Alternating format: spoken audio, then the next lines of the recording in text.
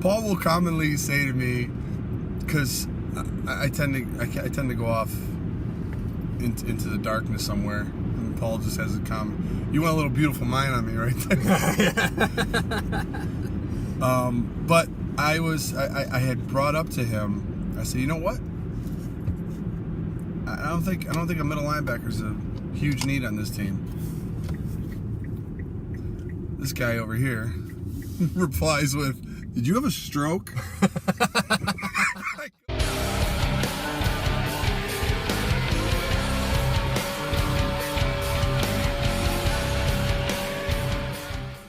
Yeah, when you say crazy stuff to me like that, I need to make sure that you're still cognitively there. We're not having like a problem. We've been friends for how many years? I've said that stuff to you on a near daily basis. When I stop saying that stuff to you, then you can check me into somewhere. That's right.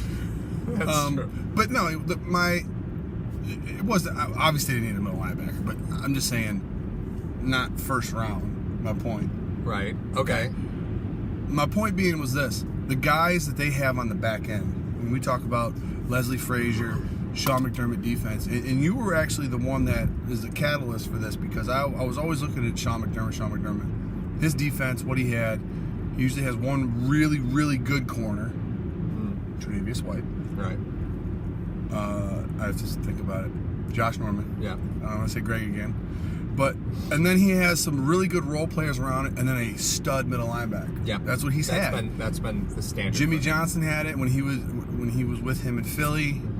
But the stud was Brian Dawkins in the back end. Right. So it seems like the Bills have now 2 stud safeties, a stud corner. You signed Raphael Bush.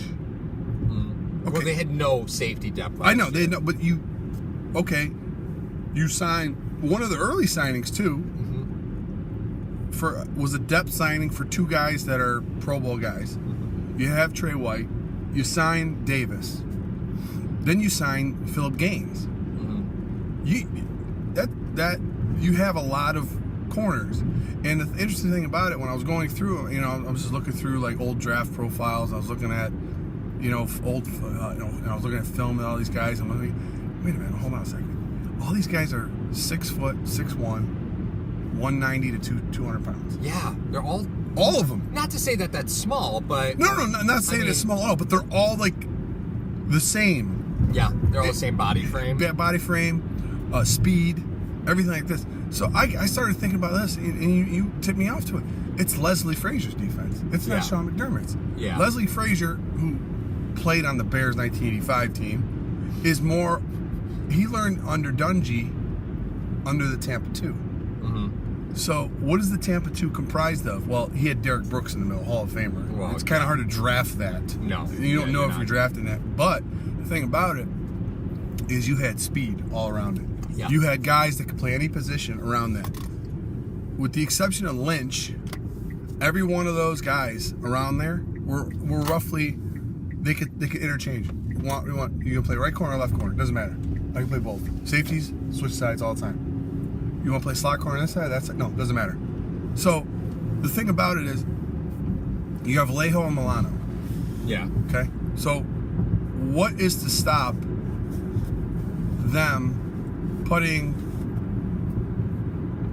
dropping Hyde down, playing Alejo and Milano alongside of him, putting Bush in, or putting Gaines in, and having Davis and White on the outside, and having them go. Because I look at it from a schematic standpoint.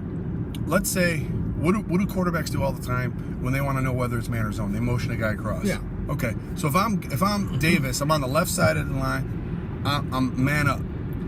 It is man. It is man coverage. But I don't go across the formation with the wide receiver. Right. Gaines picks him up on the other side. Right. Quarterback thinks it's zone. Guess what? It's not. It's still man. Because you have all of these parts that are athletic secondary players that can go anywhere. That's an interesting thought process. Maybe the answer at middle linebacker is already on the roster. Maybe they are going to shift somebody inside because they can, right?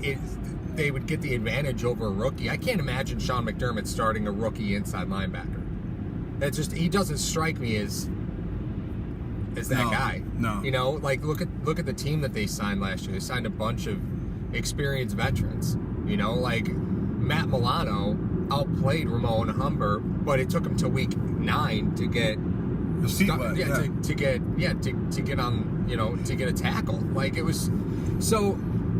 And I think too, real quick, Brown would be here for the deal that he signed. Yeah, he'd be here. Yeah, or Minter, because we already have that relationship with Cincinnati. Yep. I mean, they may not have liked Minter, they did, but the point being is they'd already have him. Yeah. Unless they knew they were guaranteed one at the draft, which you said though he's not really prone to starting a rookie middle linebacker. So maybe in the passing league now, they're planning on going, listen, we're going to load up. That's probably why you see so many corners and safeties visiting. We're going to load up on all these guys. Davis is 30-something. He's on a 1-year deal. Yeah. Let's bring in another corner that we think could do this.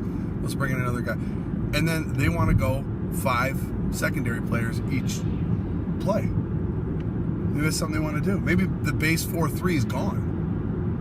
You're going to put Vallejo and Milano in the middle and then use another guy as your rover, as your safety that just goes back and forth. I'm just throwing something because I'm tired of talking about quarterbacks. I know you never thought you'd hear that in the history of our friendship, but I'm just so I'm just looking at it from Tampa too. Brooks could have played safety. Derek Brooks could have played safety. Yeah, he was amazing in there. So if you have a guy with that kind of athletic ability in the middle, play sideline to sideline, you don't have to worry about him covering. So you're saying that's Milano? I'm saying it could be. I'm not saying Milano is Brooks. I'm saying you could even drop Hyde or Poyer down there, and you bring Bush in. So you got Hyde and Poyer up top, and you want to drop him down just to kind of play like 8 yards off the ball. Because the one thing that we know and is proven, Hyde and Poyer are not afraid of getting their head in the mix. No, but that's not an unpopular thing to do nowadays. When you drop into nickel coverage, is you're putting a safety into play linebacker. Like that's what they do nowadays. And if you're worried about them being undersized, that's why you throw $50 million at Star Latulippe and resign Kyle Williams to eat up those guys that would get to them. Right. So you're saying that because of Star Latulippe, they could take the learning curve on an inside linebacker in a 4-3. Absolutely, no doubt. Which I mean, that does hold a little bit of water in a 3-4 scheme. An inside linebacker is going to get a much ruder awakening to the NFL than in a 4-3. Google Kiko Alonso. Oh man, it was so bad. He looked so good, but he was making every tackle 12 yards from the line of scrimmage. He'd step up in the hole and he'd just turn into a doormat. I think he'd be a top 15 safety in the league if he dropped like 10 pounds. He was just misplaced in a 3-4. Yes. He was misplaced in a 3-4. He's a tweener. He's a guy that should play that Jabril Peppers, Tyrann Mathieu role. Yeah. Or Mark Barron. Remember Mark Barron? He was a safety in college. He's played linebacker. Yeah. Yeah, he has. But that's the role now. That's what they do. Yeah. That's an interesting thought process. So you're saying that the answer to middle linebacker might already be on the team because of what they're looking at. They've already they went out and they've done nothing to address the position in free agency. No, they drafted Milano. They drafted Vallejo. Now, like you said, it took them to week 8 to start, and Vallejo was mainly a special teams guy. However, they're a little smaller than what you would like. However, they're fast. They're quick. They're instinctive. So why not put your best athletes on the field in a passing league that's going to have in your division? I mean, you got Tannehill coming back. He's I said the NutraSweet version of Andy Dalton. You got Brady, and you got whoever the Jets draft. If they don't draft anybody, you got Teddy Bridgewater. They're going to throw the ball in the AFC East. You got to take care of your division first.